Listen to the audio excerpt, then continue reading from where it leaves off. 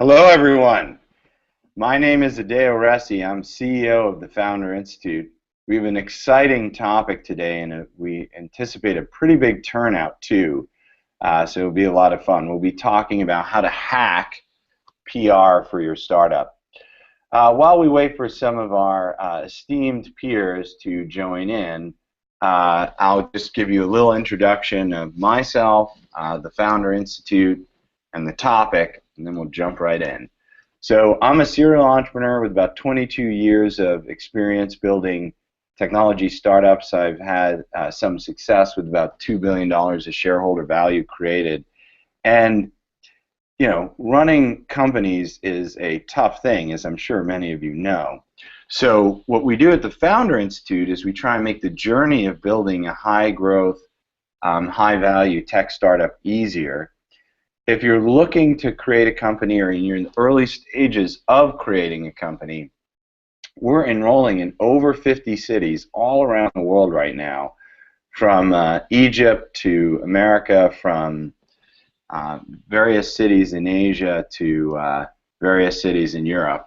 You can join or apply to join the program by going to fi.co/join, and our goal is to help you be more successful building your business. The program lasts 3.5 months and will cover all the things that you need to do to build your business and make it successful. If you're running a startup community and there isn't a Founder Institute chapter in your city, you can join the family of directors by going to fi.co/lead, and you'll learn about everything that you need to know to become a director and launch the Founder Institute in your city. Okay, so let's talk about the topic today. Numbers are streaming in. We're already over 700. I bet we'll break over 800. PR is one of the most effective ways that you can grow your startup. It's you know, getting more complicated in this day and age because you have social media, PR, and everything. So PR in a vacuum is effective, but PR in combination with social media is even more effective. The Founder Institute itself has spent less than $20,000 in the first 5 years of our company's history in advertising, and so most of our growth to become one of the largest seed accelerator in the world was through PR. And you know, I know a lot of entrepreneurs view PR as potentially fluffy, or it could be expensive if you hire a vendor. Doing PR the right way can be one of the most effective ways for you to drive down your cost of customer acquisition, whether it's business to business or business to consumer, to the point where your economic model makes sense. A good friend of mine, Aaron Patzer, created a company called Mint.com. Mint is the personal finance site, and excuse me, his cost of customer acquisition was under $2, primarily because he used PR. All right, now let's jump on. We're going to invite a very special guest to help us talk about the topic today, Conrad Agusa. He's founder and CEO of Publicize. It's a startup that really helps companies, like new companies and more established companies, approach PR in a super affordable way. We use this service at the Founder Institute, and it's been super successful for us. Many of our grads use it, and they're all happy. And Conrad's a former writer with VentureBeat, been a TechCrunch contributor. He's also a mentor at 500 Startups and the Founder Institute. So big round of applause for Conrad. Welcome. Thanks so much for having me. And I think Adele really embodies kind of the Silicon Valley ethos of adding value. And my hope today is to try to take everything I've learned about the media and to try to give that knowledge to each of you. So thanks so much for having me. Well, you know a lot about the media, more than most, and I got to tell you, the service you've built is truly amazing. Is there anything else you'd want to add that I tried to keep it brief so you could intro yourself, and then we'll jump into three main topics, which are biggest misconceptions, six steps, and establishing thought leadership. But anything you want to add that we might have overlooked? Yeah. Well, I think the idea for Publicize was historically a lot of PR companies would charge $10,000 a month, 6-month retainers. And when I was writing at VentureBeat, I saw that it didn't have to be that expensive. And the thought was to try to launch a PR service as low as $300 or $400 a month, like month to month, up to 100% money back guarantee, and kind of try to add value in this industry where historically I think people tended to take more value. And now we work with a lot of startups, bigger companies like Microsoft as well. But I think trying to stay true to the ethos and, like example, like people in organizations like the Founder Institute set, which is like, how do you continue to add more value? Great. Well, we'll cover all that in a moment. Now, for everyone listening, and I'm very happy to say we did break 800, and we'll probably break 900. If something comes up and you would like to ask Conrad or I a question, type it in the chat, and my team will review it, and they're going to pop it into the agenda so that we can all contribute to this dialogue. We certainly want to make sure that your questions about the topic of how to hack some great PR get answered. Now, the first thing we're going to cover today, I said there are three things. So it's biggest misconception with PR, 6 steps to get more media, and establishing thought leadership. Let's start with the biggest misconception. In your view, obviously you have a view on this, and you can ask questions in the audience as well. What do you think what is the biggest misconception in PR today? I think definitely the two biggest misconceptions, I would say the first is that you have to pay a lot of money for PR. I think everything that I'm going to walk people through is something that each person can do themselves. You don't need to pay any PR company. You certainly don't need to pay Publicize. You can do each of these things yourself and get great media results. And I think that the second thing is that you need this prior relationship with a journalist to get a lot of media coverage. And you hear it over and over. Hey, I can only get a New York Times or TechCrunch if I'm friends with the writer. And I've seen thousands of data points of people who have no prior connection getting these great results. And if it's okay, Adele, would you mind if I tell a specific story? Oh, yeah. I mean, great. So, I mean, it's related, right? Yeah. So anyone can do it. The misconception is you can't do it, but the reality is you can. And so that's the framing for this story, right? Absolutely. Great. When I first left VentureBeat, I'd help a lot of my friends with media. And a lot of people, they'd say, well, Conrad, of course you help your friends on TechCrunch, et cetera, because you know these writers from VentureBeat. And the very first company, one of the first companies that I helped was called Safely Filed. And I told the founder, he's from Chicago, he's 60 years old, didn't have any network with the journal, with the media. I said, you know what, I'm happy to help you, but there's one thing. If I help you, I'm going to email as you. So what he did was he created this email account. I think it was mark.s, I think it was agnew at safelyfiled.com. And I would email as him. I'd say, hi, my name is Mark, etc. No one knew I was involved.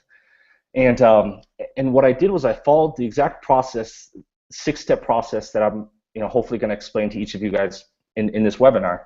And I remember on day one, I sent out all these emails to the media, and I was very nervous the next day to see, like, hey, is this about the process? Am I going to be right, or is it about the relationship? And I check my email, and I don't get any responses. And I'm very disappointed. I'm kind of depressed. Like, hey, maybe I was wrong. Maybe it's about the relationship. And I said, give me one more day. I got all these emails, and the next day passes, and we still haven't gotten any email results from the media. And I thought, damn, you know what? Maybe I was wrong when I told Mark this. Maybe it was it's not about the process. And I get this call from Mark, the founder, and he says, Conrad, you've done an amazing job. We've gotten all these media results from what you're doing. And I thought, like, well, how is this possible? And I realized I'd been emailing as him on this. I'd forgotten it was his kind of fake email. So I go and log in, and we gotten all these great results from VentureBeat, the Next Web, etc. And his company got a lot of great results. And a lot of people would come to me and they would say, "Well, Conrad, of course you got them on these companies, on these media publications. You know those writers." And I said, "No, you don't understand. No one knows that I was involved." And I've seen this, and I've actually tested this with different data points to show that if you follow the right process, regardless of whether we emailed as the client or myself or a random member of my team, the results were almost the same regardless. So that's great. I mean, and I would say, I mean, let me ask you somewhat of a related question. Again, if you have questions in the audience, type it in the chat about misconceptions. So you're saying you can do it yourself. I completely agree with that. We got a first question coming in as well. My question for you is, from what at least in my experience, and to be honest, I used to get media every day, now less so, but I'm also busy. It's almost better if the founder's actively involved. Certainly it's bad if the founder is passive with media, and I would say it's okay if the founder is somewhat active, but there's a team. But the best thing is if the founder is really active, right? Would you concur with that statement, or do you have a slightly different view? Well, I think that one of the things I push for is that I think most founders, especially when they're starting off, they presume that it's almost required that you know the journalist to in order to get media coverage, and so there's almost like this mental block that they won't even contact the media. So that's why I'll always emphasize to people, hey, if you get some great media coverage, like whatever you can to improve that relationship is great. Whether it's sending like a thank you letter, just saying that you really appreciate it, but that but that you should make sure to not presume that it's kind of a requirement. And I think a lot of it too about about the process and why I think it works is how the media landscape is today. Yeah. Yeah, I'm happy to talk about it now, but I have a feeling I'll mention let's later. get some of these other questions. So just to concise your answer, so yes, it is good when the founder is involved, and the founder doesn't have to be afraid to take a first step, not knowing someone's okay. Is that accurate? Absolutely. All right, so Akbar asks, what are the factors to be considered when hiring a PR agency? And there's sort of two questions to this second part of the question, and like what stage is it good to consider PR for your startup, right? So again, what factors for hiring a PR agency, and when should you even think about PR in general? Why don't we take the when do you think about PR in general first? So I'm a startup. Do I think about it pre-product, post-product, post-traction? What do you recommend? Yeah, I would say in general, to me, startup marketing and growth, it's all about kind of cost-effective growth. And to me, even as a founder, if I can spend $1 and get $1.10, it doesn't matter if it's PR or whether it's paid advertising or social media. I'm going to put as much money in that channel as I can. So I would say, So it's a customer acquisition vehicle. So if you don't have a product, don't yet, or it's not ready for prime time, wait until you have a product that's ready for prime time. Absolutely. I agree completely. Okay. And then what about a PR firm? What factors would you consider or when would you consider doing that? Yeah, I would say in terms of choosing which ones to hire, I'd say like referrals I think are super important. I think their experience in a specific space. So, if you have a sports app, what experience do they have and what kind of coverage do they have to show? I think anything you can do to minimize risk. A lot of times, if there's kind of a 6-month retainer, if you could try to reduce that, even something monthly, etc. I think that's really important as well. But you said in the opening that you think PR firms are so-so. We broke 900, by the way. We're cruising towards 1,000. So, I mean, or unnecessary. You didn't say they were so-so. They were unnecessary. So obviously, if you do think you need it, negotiate. Get away from the long retainers. Reduce the monthly burn. But do you think companies even need them, or? Well, I would say it depends on the company stage, because each founder and executive's time is really valuable. So if you could pay a PR company to spend 20 hours, et cetera, doing all this outreach to the media. So the founder only needs to spend 20 minutes on a phone call like that. That's valuable because otherwise, you'd have to, you'd have to pay someone even if it's on your own team to do that. So that's why I do think there is a role for it.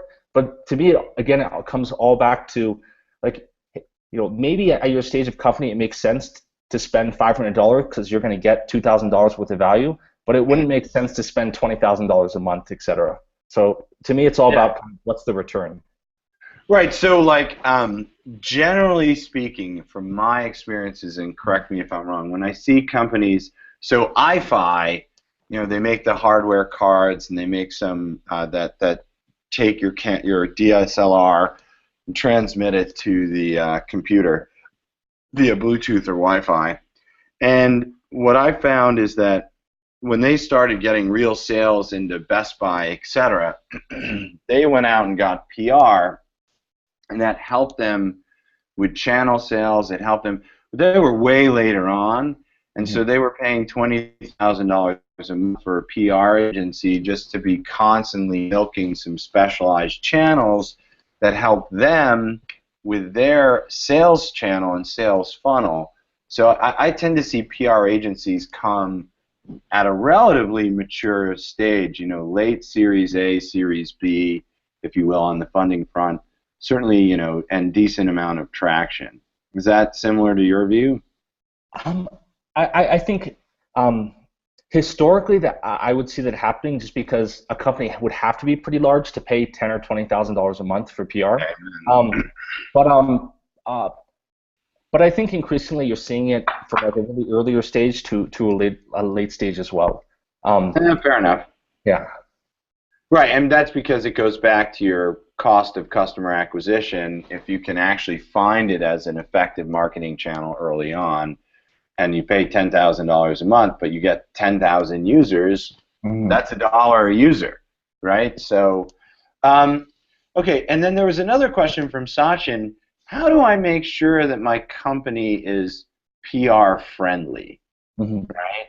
And I can kind of get that because there's some companies like the ultimate non-PR friendly company, Theranos, right? They're super secretive, never talked about anything, and then all of a sudden it was discovered the shenanigans.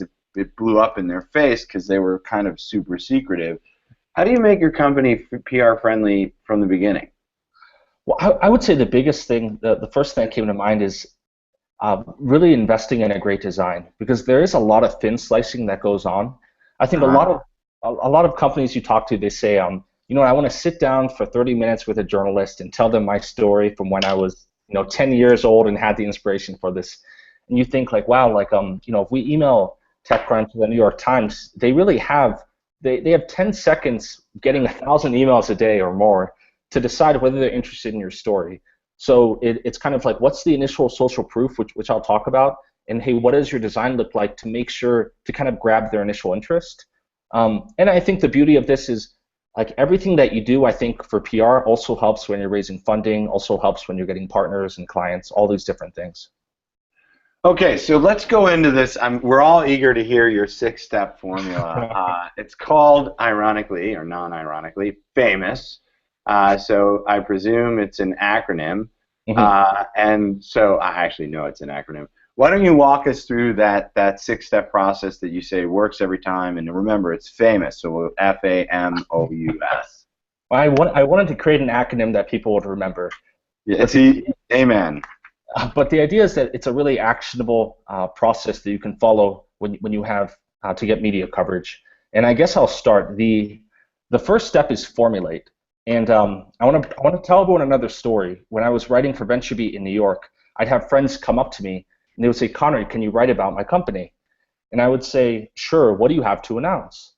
And they would say, "Well, we don't have anything to announce." And I would say, "Well, if you don't have anything to announce, then I can't write anything because there's no news there." Right. And a lot of people would ask me, what makes for good announcements? And in general, for new founders, you're going to follow a set of announcements. Usually your first one is a company launch. Maybe 10 weeks later, you announce an angel round of funding. 10 weeks later, there's a product launch, a mobile app. Maybe after there's a milestone or venture capital funding. But basically, when you contact the media, you should contact them not saying, Conrad or TechCrunch, can you write about my company? What you should say is, TechCrunch, my company is about to launch a new product. Would you like to cover the launch of this product? And what you'll find is if you actually read the titles of a lot of these articles, they include the announcement in it.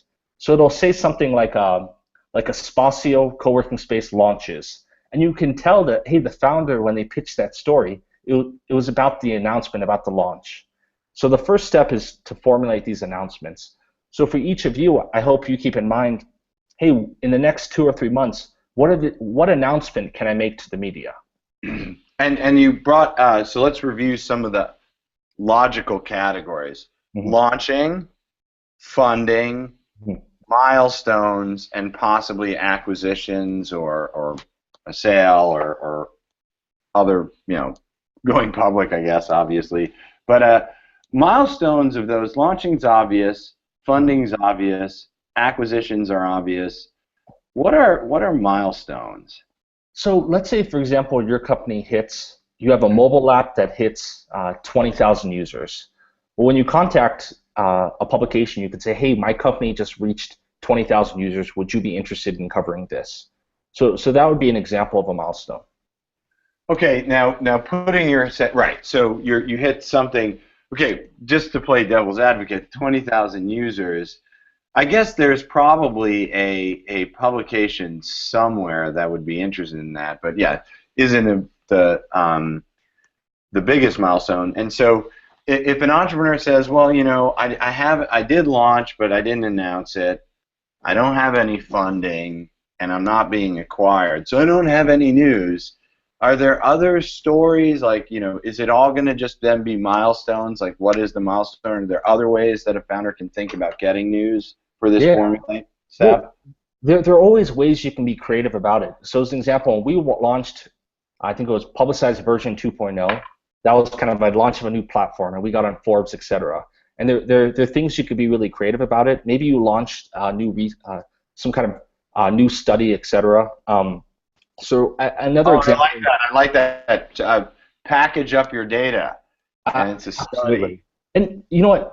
A company we help is called Vivaldi. It's this browser. And if you actually go back on TechCrunch, it was like Vivaldi launches alpha version. Then like Vivaldi launches like 1.5, and another article 2 months later. Vivaldi launches beta version, TechCrunch article. So by kind of by creatively coming up with these new announcements, you can continue to get great coverage.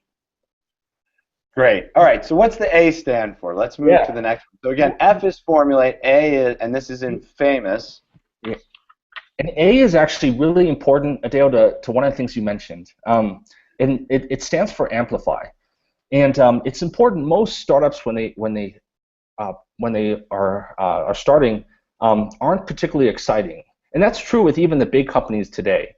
And the reason is you have limited resources, you have limited kind of money that you can spend to this. But what is interesting is where you, as a founder, want to take the company in the next 3 or 5 years. So Mm, what I like to tell people is, do smart. you know when you're in the gym or you're about to go to bed and you're daydreaming about how big your company is going to be in 3 years, right? You're going to have like Yep. 200 employees. You're going to be taking over the world, right? Whatever vision you see there, like that's what you should express to the media. So an example I like to say is, I started a co-working space several years ago. Co-working spaces are actually really boring businesses, right? You rent office. There are many started every month. Like, why we should not Like have a been. hotel. Yeah, I mean, well, yeah, we should not have been on BBC, TechCrunch, Financial Times. We shouldn't have been. The reason why we were is the story that we pitched wasn't, hey, we're going to launch this to rent space. The story, the big mission was, we want to turn this city into the Silicon Valley of Latin America. That's the big mission that we amplified. And because of that, a lot of people decided to cover the story. So I see a lot of founders, they launch a product and they say, hey, this is what my product does today. And I think, well, a journalist can visit your website and see that. But what I want to know is like what do you dream about at night? Like where is it going to end up in 3 years? And then usually they talk about how, like, hey, this is actually the big mission is to like help really make an impact in this area, and this is really kind of the first step. And I think if you effectively amplify it, you're going to dramatically improve the amount of coverage you get. All right, I got a great story there too. Sorry to interject, but so we launched um, it was now a couple years ago, a new funding vehicle called convertible equity. So everyone was doing convertible debt, so we launched convertible equity. Now, like new financing docs, whatever, like it's not that big of a deal. But what we amplified it, right, by saying, look, the investors are like slathering debt on companies at a high rate. That's actually hurts the companies for this, and it provides a structural weakness to the entire startup community. So we're going to fix the structural weakness of startups with this convertible debt vehicle. And it went nuts. It became the basis of the safe note. Everyone started using it. The document itself, whatever, but when we amplified it with we're fixing a structural weakness in startups, they were like, whoa, that's a big story. Okay, so amplify. Is there any other, like, because this is a tricky thing for people to do. Mhm. And maybe if there's someone in the audience, we'll get some more questions in later. But is there another example of an amplification? Then we'll go on to your next one, M in famous. But any other examples of an amplification? I mean, I would say probably the most famous one right now is something like SpaceX, for example. From the very start, even though it didn't have that much to do, like the whole mission was we want to bring people to Mars. Even though it didn't have very much to do with Mars in the very beginning, right, as a business, but that kind of captured people's imaginations. And I think, Adele, your example is perfect, and you serve as a great example for people, just because I think everything you do, like to me, like you're thinking 5 years out and like have that big mission in mind. So yeah, those would be a few examples of that. Yeah, well, Elon and I hatched the Mars stuff together, actually, in a car ride. God, it was like 16 years ago. Yeah, 16 years ago. We're like, why isn't anyone going to Mars? Like, we should be going to Mars. And we looked around and, like, no one was going to Mars. NASA, no one. They were all like, we're going to launch. So we're like, somehow then he actually did it. So, hey, amen to that. All right, so let's Mhm. go on to the M, FAMOUS. What does the M stand Yeah. for? Well, the M stands for messaging. So once you formulate the announcement and you amplify it, how do you basically get that idea in your mind to a journalist? And you basically need two documents, and I want to break down each. You need an Okay. email pitch and you need a press release. Now, the Okay. goal of the email pitch is basically to sell a journalist on why they should cover your announcement. The goal And of the the press announcement is the press release, right? Well, yeah, the announcement exactly, and the announcement, the press release, the role of it is not to sell a journalist, but rather once a journalist has decided to cover a story, to make it as easy as possible for them to do so. And I want to explain why. So a lot of the times I ask people, hey, if you think about some of the big tech publications, how much do you think people get paid per article? And a lot of people they say, I don't know if you have a guess. I'll take a guess. It's under $5. No, no, no. This is like the largest Oh, ones. oh, oh, no, no. The big ones? Yeah, Yeah. I was thinking more like read, write, whatever, like the crappier ones. I don't know. What would be the. Well, a lot of people think like, hey, a journalist gets $100 to write one of these articles, and there are full-time writers, but the majority are contracted. And Oh, in, really? yeah, and in many cases, these writers get $20 per article, and they're living in places like New York, Is it San flat, Francisco, though? etc. Um, there Is it is, there flat? is there is a bonus if kind of the article goes viral, but again, you really can't factor that in as a writer.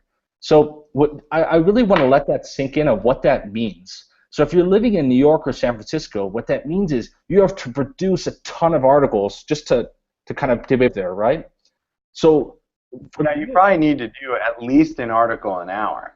I mean, it's yeah, very large amount, and it's important because when I was writing at VentureBeat, for example, I knew, hey, if you pitch me a story, is that going to take me 20 minutes to write, or is it going to take me 5 hours to write? and there's a natural incentive to kind of cover the one that takes less. So you as the founder, if you know this, what you should say is, hey, I know, let's say I'm launching a sports app. I'm going to do the research ahead of time to make it as easy as possible for you to write that article. So, hey, here's a link to a study showing how big the industry, all these different data points. And that's why the press release is so important. Okay, so let's go through some of these things. So you got the email pitch, you got the press release. The email pitch is the sell. Okay. The press release is the make it easy for them to write. So what are some of the tactics and what are some of the to get that let's start with the email pitch, to get that email pitch just right. I mean, I would guess it can't be very long, right? Short.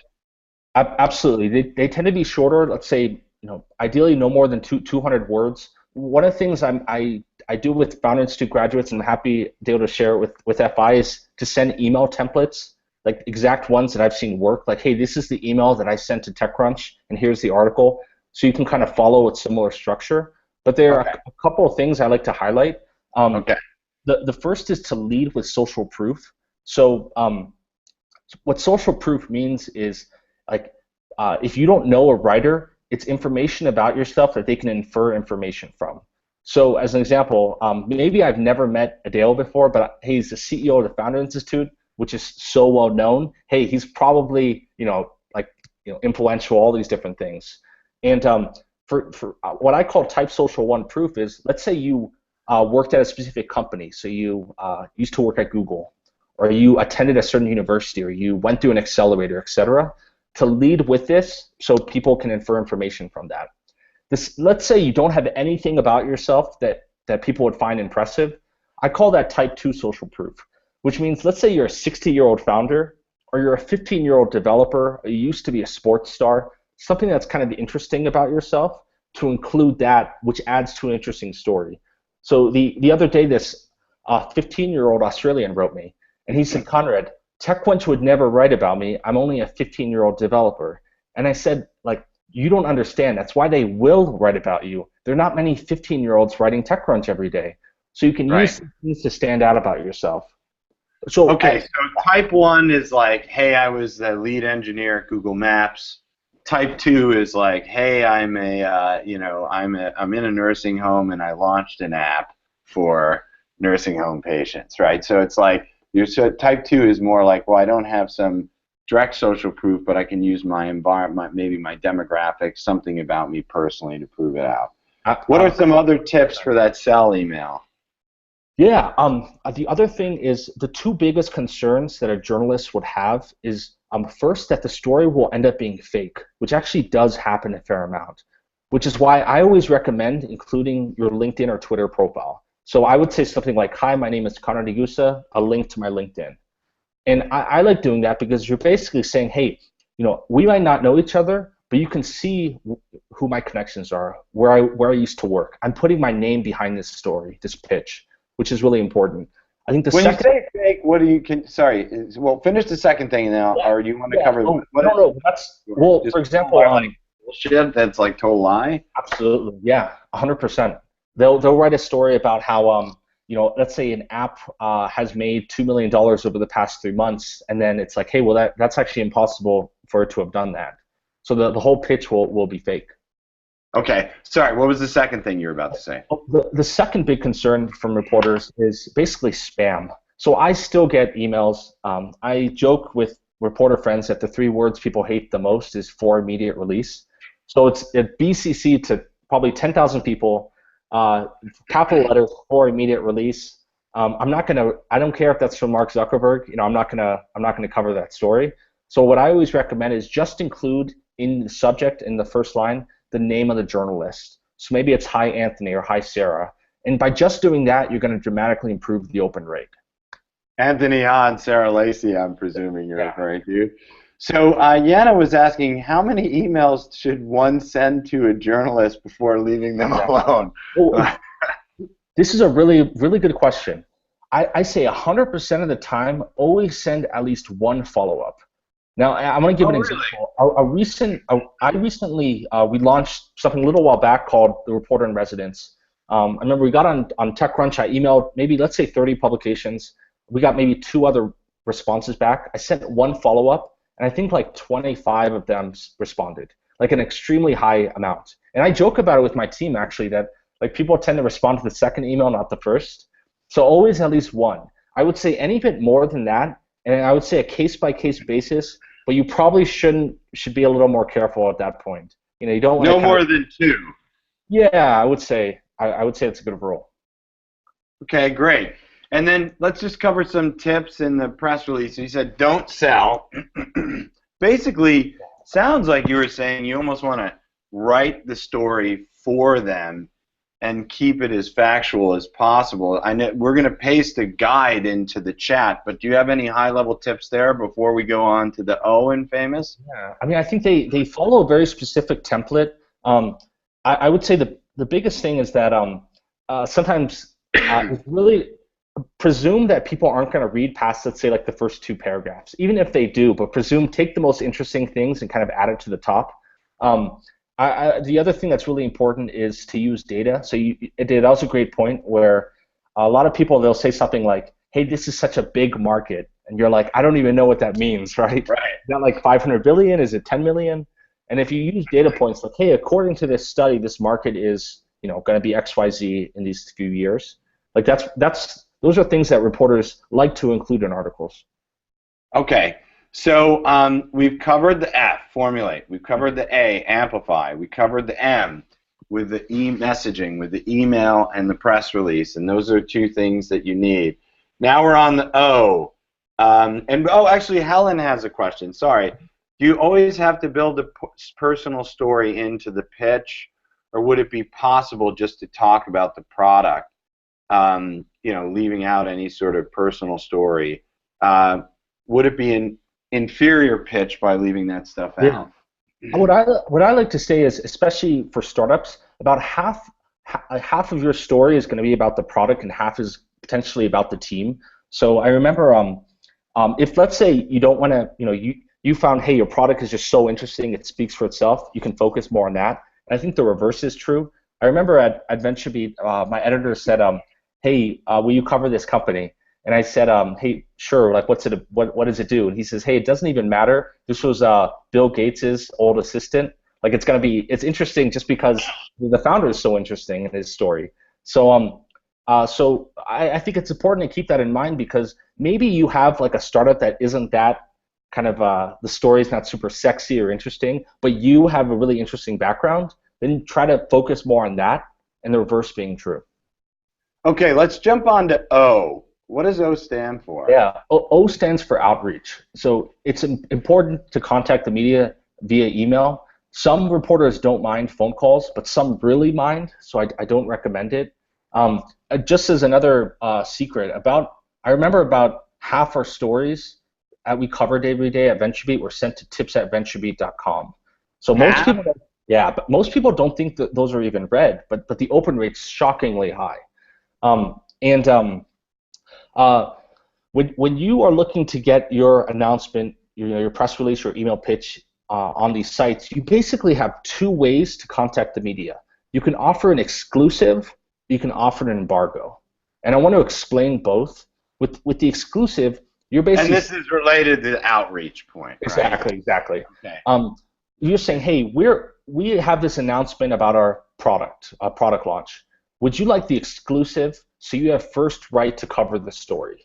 Let's say you give that to TechCrunch, and then once they publish the story, you can email others, but TechCrunch gets to cover the story. And that's important because reporters want to break new stories. That's kind of historically how these publications gain prestige. And by the way, they hate it when, like, if you want to piss a reporter off, if they supposedly have an exclusive and it appears somewhere else, they get pissed. That's a very important point. I mean, if you want to get blacklisted, that's a great point, because if you offer TechCrunch and VentureBeat an exclusive at the same time and they both say yes, then you have to choose one to give it to, and you could blacklist yourself from the other one. So it's important. What I always recommend is in the email, mention how long the exclusive is available for, and send one follow-up, and basically go kind of day by day. So maybe So you one day. got to do it in serial, not in parallel. Exactly, exactly. All right, so talk about the embargo. So exclusive is like, dear TechCrunch, you have this exclusive. If you want it, let me know by Wednesday, let's say. And what's the embargo?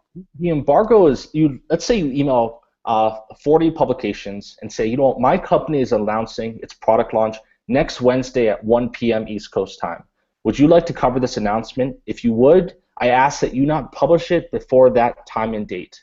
So ideally at that time, a lot of articles come online and it's a big win for your company. And people often ask, well, should I use an exclusive or embargo? And it's really risk reward, because with the embargo, maybe a lot of people cover it, but at the same time, maybe people aren't that interested and they pass on the story, in which case it's kind of a missed opportunity for you essentially. Right. And as you probably know, people break embargoes all the time, and when you break an embargo, you screw everyone. But oftentimes people don't blame the journalist; they blame the company. Absolutely. So if the embargo, if some journalist is like, screw it, I'm going to write it right now, boom, boom, boom, hit publish, then you piss off everyone else because the embargo is broken, and oftentimes they blame the company, not the other journalist. That's a really good point. And one of the things I mentioned is the audience, you might not even realize it, but you see embargoes every single day. Like sometimes, if you ever notice, the president or a big company makes an announcement, and then like at exactly 1 o'clock, like all these news publications cover it at the same time, and it's like, how is it possible that they were able to do that so quickly? And the answer is, they were given the information ahead of time. They just waited. They agreed to not publish it until that time. Right. They may be given the speech or whatever. Right. Absolutely.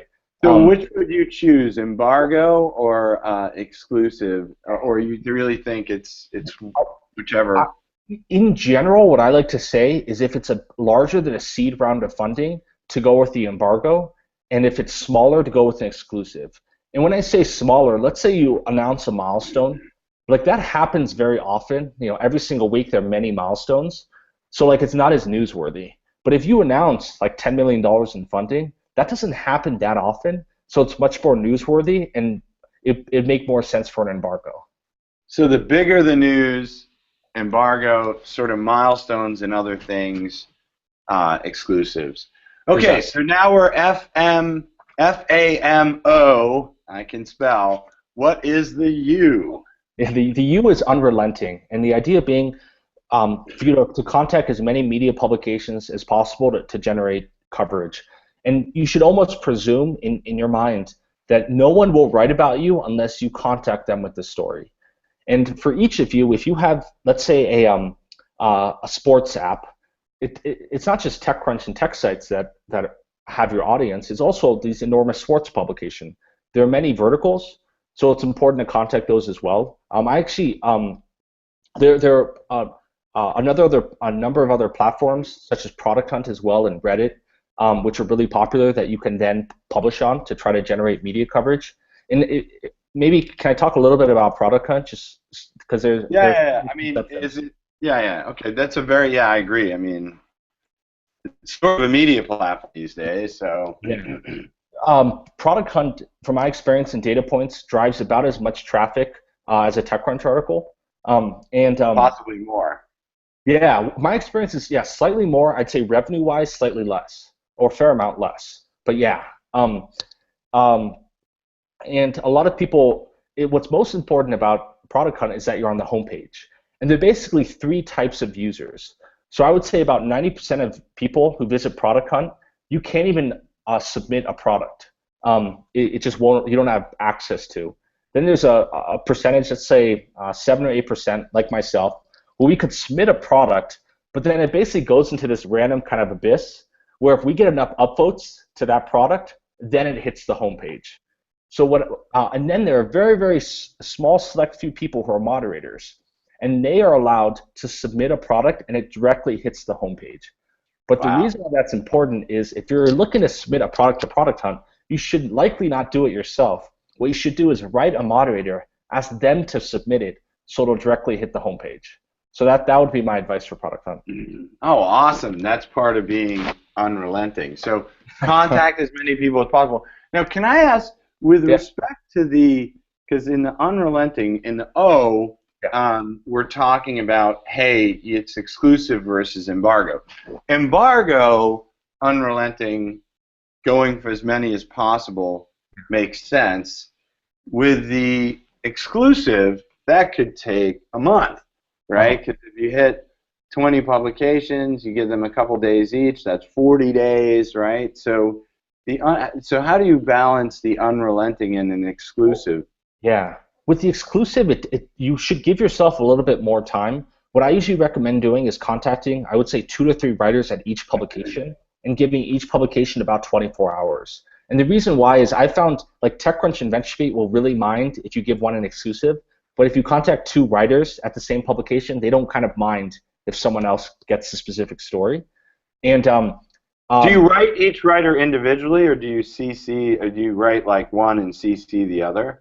Usually, we will contact each one individually, and if for any reason both of them respond, we let them know right away.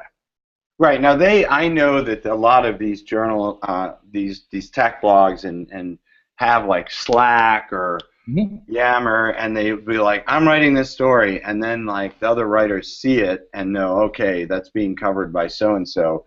So even if you hit 2 writers, the likelihood that they would overlap is low.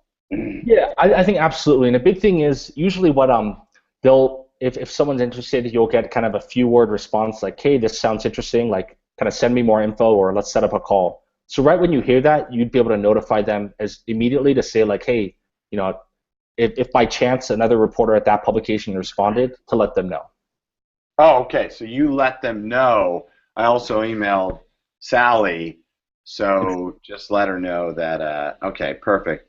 What's the S? Last but not least, because we're getting up Absolutely. there, and I want to make. The yeah the S what's most important is to strategize, and I found that the strongest companies make announcements every 8 to 12 weeks, and what you see often is a startup in 2009 raises 5 million in funding, and then 5 years and they get media coverage, and then you don't hear anything from them, and then 5 years later they raise funding again and they get a lot of media coverage, but there are all these opportunities in the meantime that kind of that they missed out from. They're not kind of optimizing for PR. So I like to almost use PR as a force function to say, hey, hey, in 2 months we want to make another PR announcement. Is there something we could do to add new features, et cetera, or hit a milestone or announce funding raised to kind of generate more media? Okay, so let's go over the letters. F, formulate. A, amplify. So that's where you take something and make it seem more meaningful by implying your vision. O, outreach. Again, talking about did I miss the M? Yes, M, message, excuse me. That's the email and the press release. O is outreach. That is, the exclusive versus embargo decision. U, unrelenting. That is this, go after as many people as possible. In serial, in the case of the exclusive. And then last is S, strategize. That's thinking about how to get a release every 8 to 12 weeks. Now, on the 8 to 12 week thing, so when you said it, and then I was thinking, like, if you're doing a series of exclusives, it might take you 4 of those 8 weeks to get the story out. Yeah. So it seems like you're going to be doing these releases frequently. Absolutely. I mean, it does seem like 8 to 12 weeks seems like a long time, but when you think about putting everything together, uh, yeah, that's kind of the hope is that it'll continue to provide this kind of positive ROI for your company. So it's a perpetual motion machine, Yeah, I think, basically.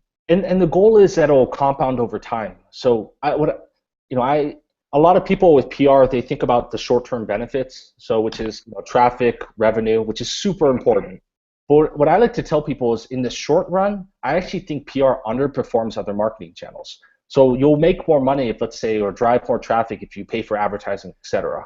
But in the long run, PR to me greatly outperforms. I think for 2 reasons. One is I do think of PR as a secret weapon for SEO. But I think that the second thing is that your goal with PR is to own share of mind of a specific space. So when I, for example, think of kind of thought leaders in entrepreneurship, et cetera, like I think of like a Dale. Like if I was going to write an article, I'd include a Dale in that, even if he didn't contact me, because you own that share of mind. So the hope is for each of your own companies is that once you own a share of mind, you'll start getting media coverage even when you don't do outreach, just because when people write about related areas, they'll include you and your company in those pieces. Okay, Julian is asked, let me get some questions in here, but then we'll do some thought leadership. I'm Yeah. sensitive to time. When a startup launch strategy is focused on one city, what is there something I should do differently? So let's say I'm in Germany and I'm focusing on Berlin, or I'm in America and I'm focusing on Atlanta. Yeah. Is my PR strategy different?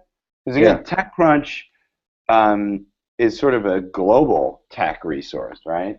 Absolutely. I mean, for my personal experience, and this is more in South America, we when we got a lot of media coverage in the U.S. on TechCrunch, et cetera, I literally just translated that into, in this case, the local language of being Spanish, reached out to the largest Colombian news publications, and were featured on essentially all the largest newspapers. And all we did was literally translate it. I didn't have any prior relationships. It's the same exact process. So, you can translate. Well, so that brings up an interesting other point, and then there's another question from Hiren, um, which I've discovered to be true as well. So this idea that the tech media Mhm. is almost leads traditional news, other traditional media in thought leadership, which is the next subject. So if you get a story in TechCrunch, a lot of times sometimes it's directly syndicated into some newspapers, but it makes it easier to go to local media sources and say, I was in TechCrunch, you should cover this, right? Absolutely.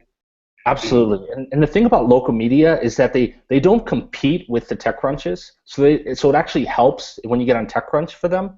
And also they tend to be less time sensitive. So I'd actually meant to mention this for Unrelenting. When you do get media coverage, it's important to contact other publications in a very short period of time because the news cycle moves on. And you should email the most time sensitive to the least time sensitive. So if you get in TechCrunch, That's your ordering. Okay, that's a great question. Everyone, sorry, that wasn't oh, asked. please do. So email the most time-sensitive organizations first, and the Absolutely. least time-sensitive ones last. So like TechCrunch, VentureBeat are very time-sensitive. You know, what would be some not Yeah. traditional newspapers are not time-sensitive? What are some Yeah. other examples? So, yeah, the most being the tech sites. Then, like publications, for example, Forbes or Entrepreneur Magazine, these were historically monthly magazines, are less time sensitive. You could usually email them a few days later and they'll still cover it. And then local media and kind of publications in your own vertical tend to be the least time sensitive. So you could email the local newspaper, several weeks after, and they'd still cover your company launch, even if several weeks had gone by. So Heron's question is, how do we find emails to mail these organizations? Now, you brought up that half the stories of VentureBeat came from tips at VentureBeat, Yeah. and so you presume tips at TechCrunch are the same. So they a lot of these sites publish tips at, but what are some other Yeah. tactics? You said I would. address a reporter by name. Yeah. On that, before we get off that, do you like, for example, let's say you wanted to get on Pando, which is run by Sarah Lacey. Do you write tips at Pando and say Sarah, comma, or is that Yeah. presumptuous? What I would normally do is email, let's say, Sarah's individual email, and then if no responses, then I'd email the tips as kind of a last resort. Um, Okay. and in terms So of, how do you find out who to email? well, they tend to be pretty public with emails, actually. In almost all cases, you can search the person's name and email on Google, and you'll be able to find it, or you'll be able to find out kind of roughly what their email should be. Right, Sarah at Pando. Yeah, Right. yeah, exactly. Now a lot of them also have secret emails like S Lacey at Pando, Uh-huh. but yeah, okay. So Google, you'll find it. Okay, last few minutes, thought Uh-huh. leadership. What is thought leadership? Why is it important? Let's go through. Yeah. what I found is, to me, these two pillars of PR would be making these announcements every 8 to 12 weeks, and when there's down period, you could author thought leadership articles on related subjects. So as an example, if you had an The accounting down startup. period between TechCrunch Post 1 and TechCrunch Article 2, is Exactly. that what you mean? So between those two? Okay, great. Exactly. So fill the void. Exactly. And if let's say you have an accounting startup, well, you can't write a guest article on why your startup is just great because that's too self-promotional. But what you could say is, hey, this is where, for example, I see technology disrupting the accounting industry. And in that article, it'll include a backlink to your site, and you'll basically be positioning yourself as a thought leader in that space, in kind of accounting and startups. And one of the things I share with Founder Institute grad is the exact email I sent to TechCrunch doing these. So in my case, for the co-working space, I wrote an article on Columbia's tech scene, which kind of related to co-working and tech and innovation. And I think increasingly publications are going to be looking for kind of editorial and information like that. And it's a way that every time you do that, even though you're not being compensated, I found you get an ROI from that. Well, you don't necessarily need to write your guest post on TechCrunch, right? You could write your guest post on Medium, and Yeah. because one of the things that I'm seeing right now is Medium as a platform is taking off with, I've seen Medium stories generate as much traffic and volume as a TechCrunch article, right? And except you just, it's like a blogging platform, essentially. Well, what I would recommend is, for at least people who don't have kind of a lot of business success to stand on, the thing is, Adele's, you're like a Silicon Valley legend, so you're kind of like, my thought is like, well, what do you do when you're first starting off and you don't necessarily have an audience? And the reason why I like a TechCrunch is it provides this platform, and then right after you can kind of then post it on Medium or on your own blog or LinkedIn, etc. As opposed to, I do know a lot of people who've gone directly to Medium, and it's like, hey, you get 3 or 4 views because they don't have kind of a built-in audience to start off with. So that's So why use the TechCrunch or VentureBeat or whatever guest editorial to start building your audience. Exactly. And then do. So let's think about. So we need some examples of thought leadership. We got people writing in. Joyce has a video production company. Mm-hmm. What would be an example thought leadership guest editorial that Joyce could write for video editing or video production? Excuse me. I think a good template that anyone can use is say something like 3 things that I've learned building a company in this industry. So 3 things that you've learned building a video production company. And what you'll probably think is like, wow, well, I learned that, for example, it takes a lot longer to start than what I expected, etc. And by the time you've added all of this and written it down, it becomes a really interesting article. Interesting. Okay. Roxy, sorry if I mispronounced your name, a healthcare networking company. I don't even know what that is, but let's assume that it's in healthcare and it's providing networking opportunities for healthcare professionals. It's kind of B2B. What would be a interesting? Yeah, I think a couple of things. One you could say is, hey, where do I see this industry heading in 3 or 5 years? But the other thing is maybe the government recently changed some regulation around that. So you could say is, hey, what the president's recent regulation change, how that impacted this space. So you can kind of use current news and your industry to come up with an article. I did see a great question about this being related to tech, and I want to mention everything that I'm saying here applies just as much to the New York Times or Wall Street Journal or Variety Magazine or Hollywood Reporter as it does. I've seen the same strategies used there as I have with TechCrunch. So I hope people keep in mind it's not just related to startups. Yeah, this isn't. We're talking tech because we're tech oriented, but the media strategies are, I would agree, universal. One last, and then like Kristen's got a technical recruiting company. Mm-hmm. That's a services business. That might be tricky, but interested in how do you make a great guest editorial there? I have some ideas too. But. Yeah, for technical recruiting, maybe something like 3 or 4 things that we look for in a great technical recruit, as an example, or that we found to be really successful in our recruits. Right. That would be one example. That's great. Yeah. Or you could say, getting a job in technology is harder than ever. So Uh, being contrarian to popular logic in a guest post, as long as it's a sensible and rational argument, is very, very good. And what are some of the biggest mistakes people make when they do these thought leadership articles? yeah. I mean, I think that the two biggest ones would be they make it too self-promotional and they include themselves in the article, and it really has to be about I kind of am the best. value. Right. Exactly, exactly. And the second one too is it shouldn't have been posted anywhere else online. So the reason I mentioned first publishing it on, let's say, Entrepreneur Magazine and then Medium is because you can do that, but you can't do the reverse. Like if you post on Medium, in general, you can't then publish it on one of these big publications.